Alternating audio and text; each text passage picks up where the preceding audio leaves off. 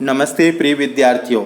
आज की इस वीडियो में हम रॉबर्ट फ्रॉस्ट की दूसरी पोयम फायर एंड आइस का अर्थ जानेंगे। पहले शब्दों का अर्थ जान लेते हैं।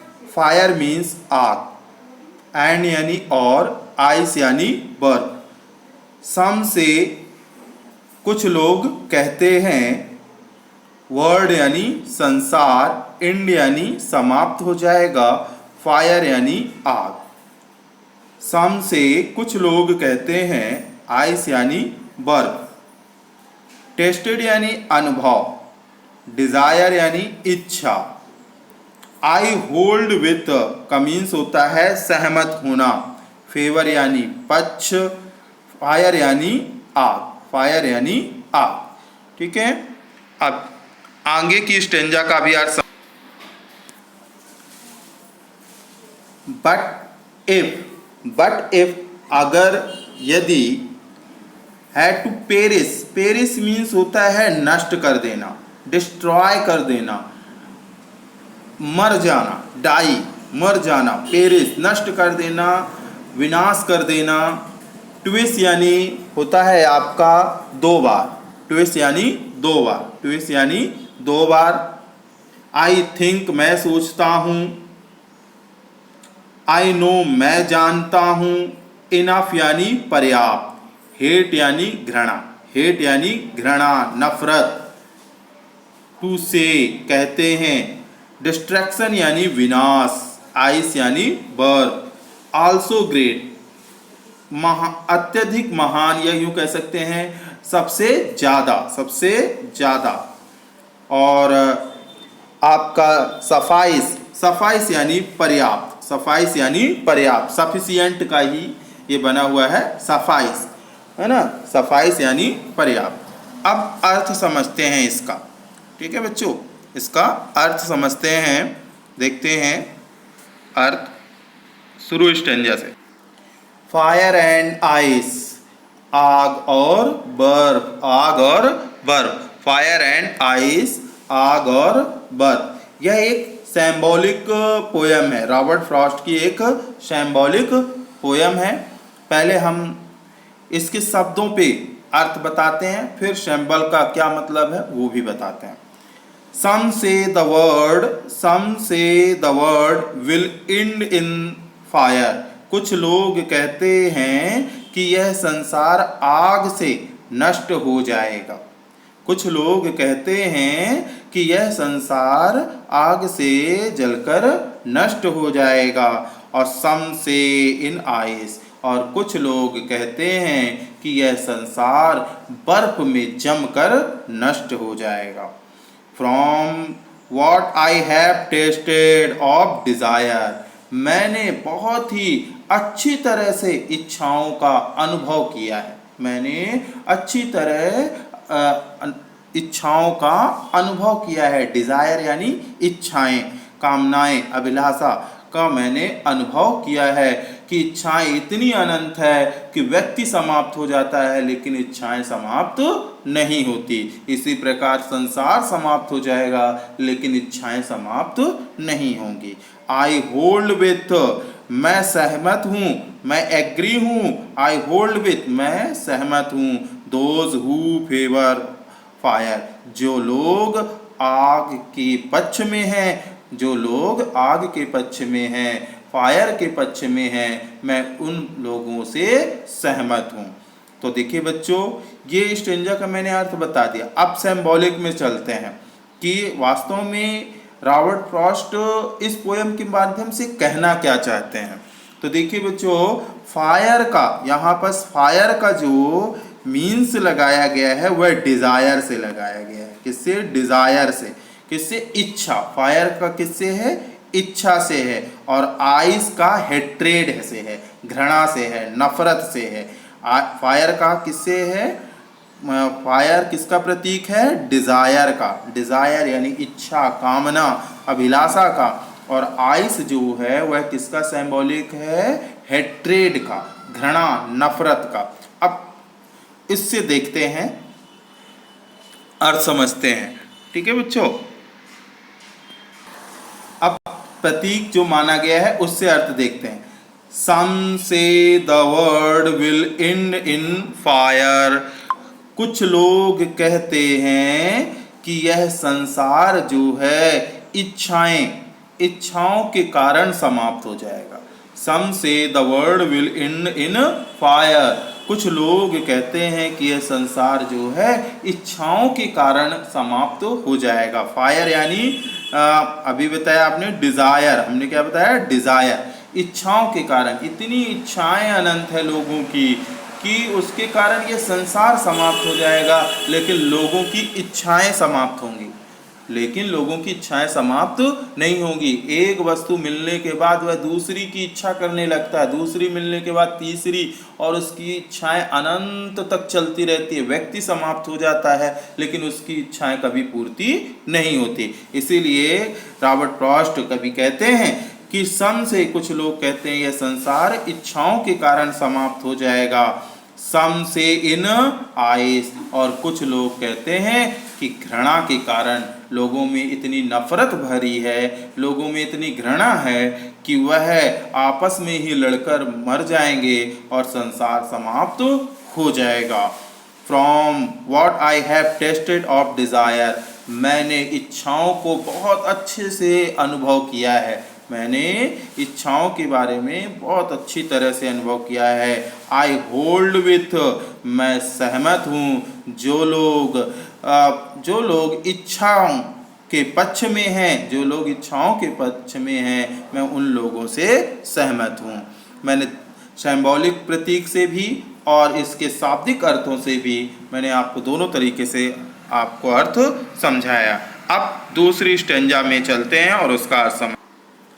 पहले इन शब्दों का अर्थ समझ लें। बट इफ,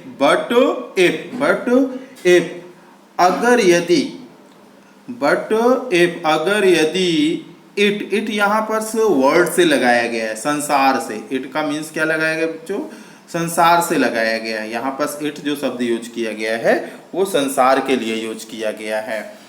और पेरिस यानी डिस्ट्रक्शन, विनाश, है ना। पेरिस यानी डिस्ट्रक्शन, विनाश। और पोएम में यहाँ डाई, मरना, ठीक है। ट्विस यानी होता है दो बार, ट्विस यानी दो बार। आई थिंक, मैं सोचता हूँ। आई नो, मैं जानता हूँ। इनफ यानी पर्याप्त। और हेट यानी घृणा, हेट यानी घृणा, नफरत। डिस्ट्रक्शन यानी विनाश। आइस यानी बर्फ, आइस यानी बर्फ। ये आइस ही जो है आपका, आइस जो है वह हेट्रेट का, आइस जो है वह किसका प्रतीक बताया गया है, हेट का। किसका, आइस जो है वह हेट का प्रतीक बताया गया है, ठीक है। आइस जो है हेट का प्रतीक बताया गया। आल्सो ग्रेट, यह भी अत्यधिक, यह भी अत्यधिक है। वुड सफाइस यानी सफिशिएंट, पर्याप्त है। वुड सफाइस यानी पर्याप्त है। अब अर्थ समझते हैं प्रिय विद्यार्थियों, अब इसका अर्थ समझते हैं।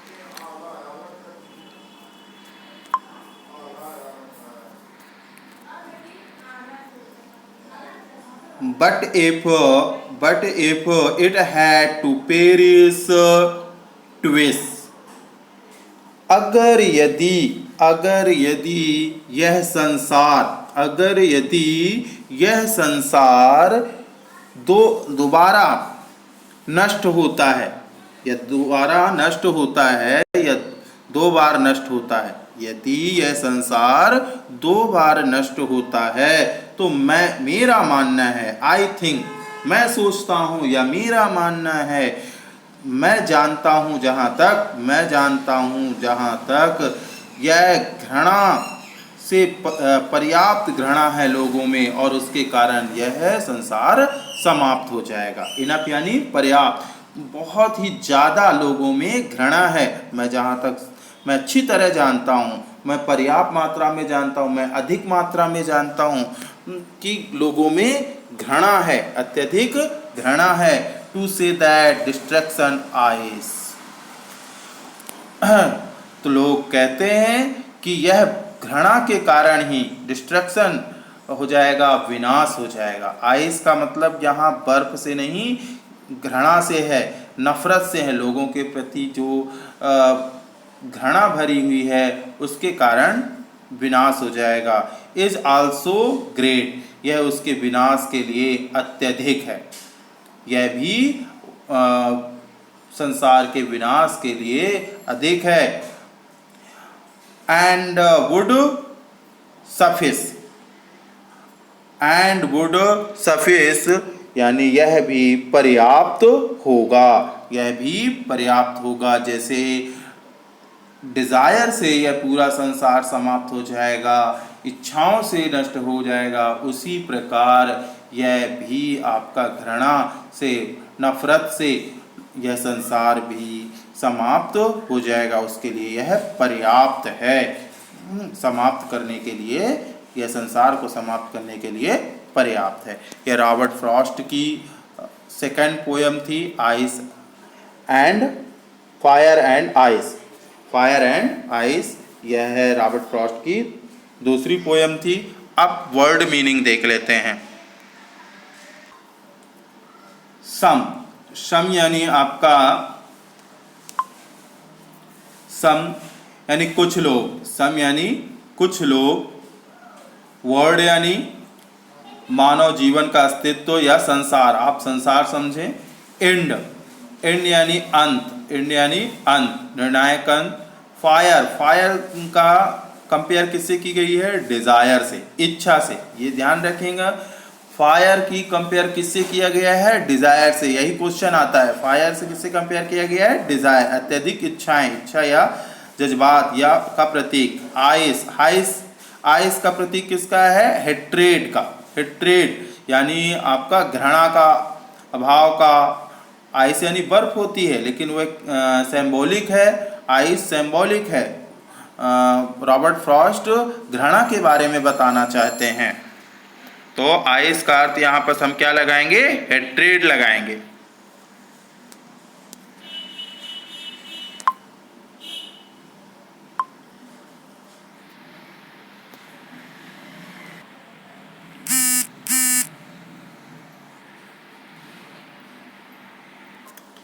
यहाँ आइस यानी घृणा का अभाव, टेस्टेड यानी होता है अनुभव किया, होल्ड यानी पक्षधर होना, दोज यानी उन लोगों का, पेरिस यानी विनाश होना, पेरिस यानी विनाश होना, डिस्ट्रॉय होना।